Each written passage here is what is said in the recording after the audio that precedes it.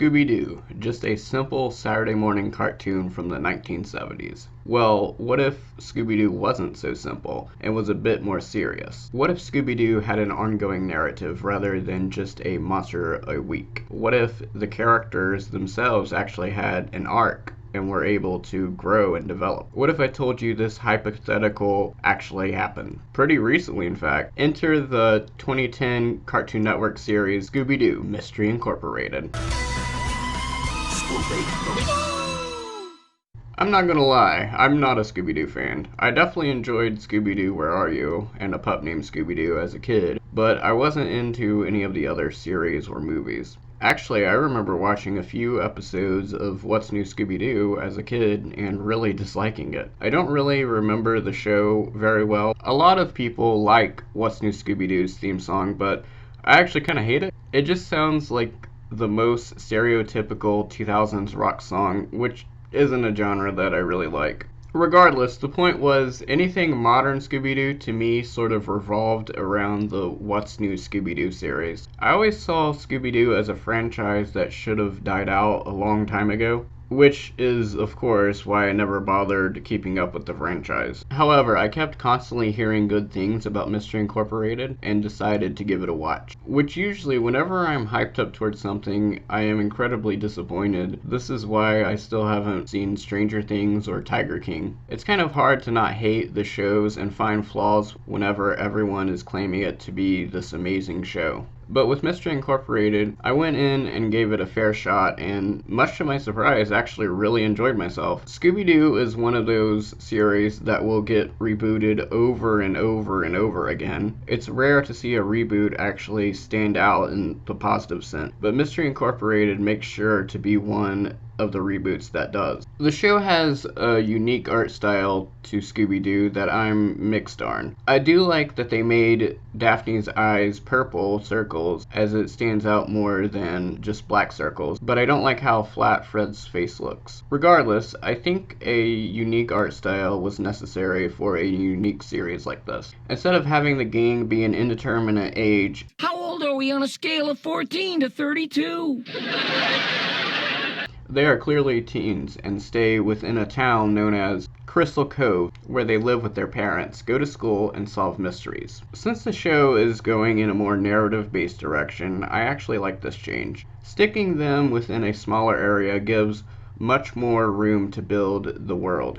The town also hosts some reoccurring characters like Joe Swanson from Family Guy, the mayor, which is Fred's dad, a skipper that owns a food market by the beach, and a radio personality. The radio personality is named Angel Dynamite and is a friend with the gang to the point where her radio station is like an investigation hangout for the teens. I usually don't like to give away spoilers in my reviews, but I have to give this away. As I said, her name is Angel Dynamite, and it turns out to be a giant shock to the gang that Angel Dynamite isn't her real name. The gang and the entire town, for that matter, actually thought her birth given name was Angel Dynamite. Like, really? I just thought it was her nickname or stage name, but no. I just had to mention it because I thought it was really stupid. That's really the only thing that stood out to me as being bad whenever it comes to the actual storytelling, though. As I mentioned, the characters and story go through an arc, meaning it is necessary to watch the series in order, to the point where in season 2 every episode had recaps before the episode. This of course has its positive and negative. In the negative light, Scooby-Doo isn't really a series known for having a serious story, but more of a monster of the week type of show. That being the case, it may discourage fans of the previous series to view,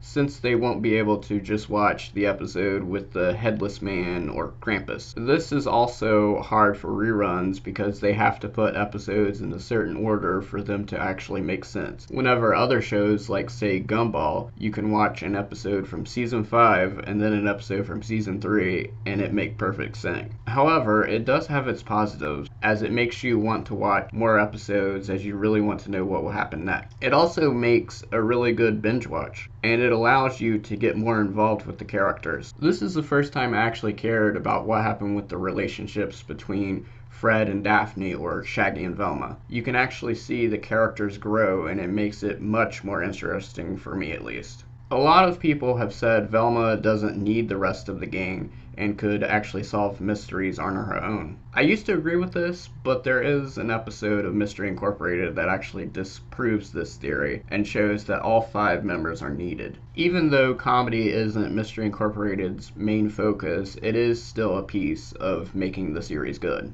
But you've got a job as a teacher. Why do you need more money? Yeah, my bad. Really ripped off. The show does still keep the monster mystery per episode formula, but it all attaches itself to a bigger mystery, the mystery of the treasure of Crystal Cove. The gang must find 6 pieces of this will thing throughout the series, which... Throughout the season, they find these dimensional keys in which supposedly help unlock Final Space. So it's basically the same plot of Friendship is Magic Season 4, which I'm fine with, as it was my favorite season of that show. I do actually really like the goal of collecting keys in shows. That could just be because I like video games, though. Huh.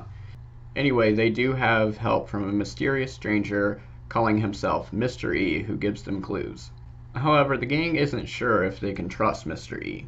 They also need to worry about the series' antagonist, Professor Pericles, who is an evil German parrot, and is a pretty good antagonist for the series. Although I don't actually hate Be Cool Scooby-Doo, I just found it mediocre and not my thing, which is very standard for me and Scooby. But I do understand the hate for the show now, especially since it kind of threw the franchise down to Boomerang. Actually, more so than the series, I think that Mystery Incorporated makes Scoob look a lot worse now.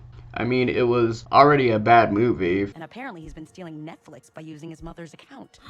That is not fair for the rest of us who have to pay for Netflix. You have to pay for Netflix? How do you do, fellow kids? I do recommend watching Mystery Incorporated. It's on Netflix, which is where it belongs, and the best way to watch it. My only other real complaint is that sometimes the show will use kind of bad CGI, which stands out tremendously. The CG is supposed to match the 2D art style, and I know that can be pulled off, but it's just not here. Regardless, maybe one day Scooby will be able to rise again, but for now at least, he will be able to raise his paws in victory in joining one of my favorite shows of the 2010s. But Mystery Incorporated is still missing one thing. Wow, I haven't seen... Look away, Daphne. We all promised each other that we would never speak of him. Not ever.